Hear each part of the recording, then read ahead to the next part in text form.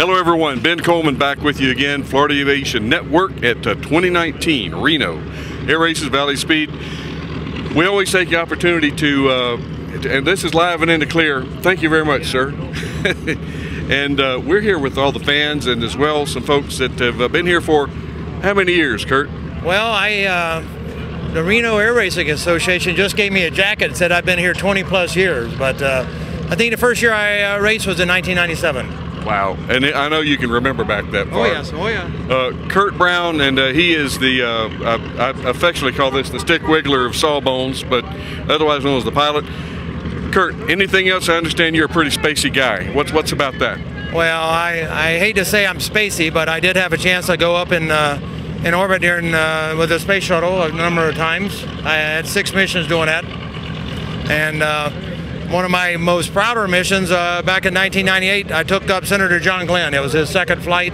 It was his second flight into space. As we all know, he was the first American to orbit Earth back in 1962, and I got to give him his second flight in 1998. Curt, I almost forgot about that, and I know your food came, but we got to. There's two other things that we've got to do. And number one, I understand you heard a loud noise day before yesterday. Well, yes, I was up flying the Sea Fury, and we're actually burning down some fuel to get some good race gas into her, and I don't know, going about 350 knots or so, and around pylon number 2, I was very surprised. I had a big bang, I call it, or almost like a bomb in the cockpit. I lost my canopy, and so, you know, we do what we've been trained. We pulled back on the stick, went up, zoomed up, got away from the ground, and did our mayday, and figured out the airplane would still fly, because you never know when the canopy comes off. We got a pretty big canopy. Yep. It could have hit the tail or the horizontal, but we checked everything out, and she was still flying good. We came around and landed. Well, like you say, that's why you train.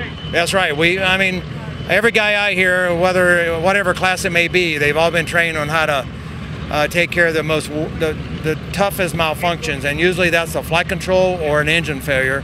We can't really simulate a flight control, but we can simulate an engine, so we train to that standard, and all these guys can do that. Excellent. Curt, and one last thing, you're important, don't get me wrong, but there's one set of folks more important than the unlimited seniors here, and that's our rookies. If I was a rookie pilot and I was learning how to race in Formula One, what would you impart to these guys and gals to get them to maintain, keep the faith, and keep going to make it to your level of racing? Well, the first advice I give to any aviator is when you push the throttle up into the fly position, you need to be prepared for anything. On my case, I was out burning gas and having fun, and I am just normal power, not racing, not qualifying, and I had the canopy come off, which really surprised me.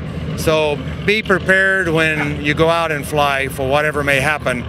And for the folks that want to get into air racing or want to get into aviation, my dream as a little kid was to fly. I didn't care what. I didn't really know enough to understand the different types, but my dream was to fly.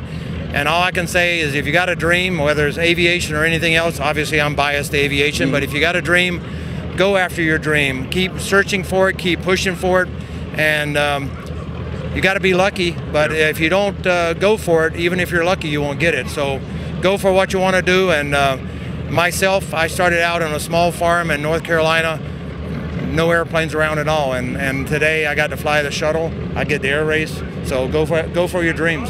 Put your teeth in it, sink in hard, and hang on. Don't give up. Exactly. Don't give up. Curt, thank you so much for your time. You're very welcome. We're going to let you go eat now. Oh, well, food's more important. Thanks, Curt. You're very welcome. And again, Ben Coleman, one of your many hosts for the Florida Aviation Network. We'll see you in the next interview.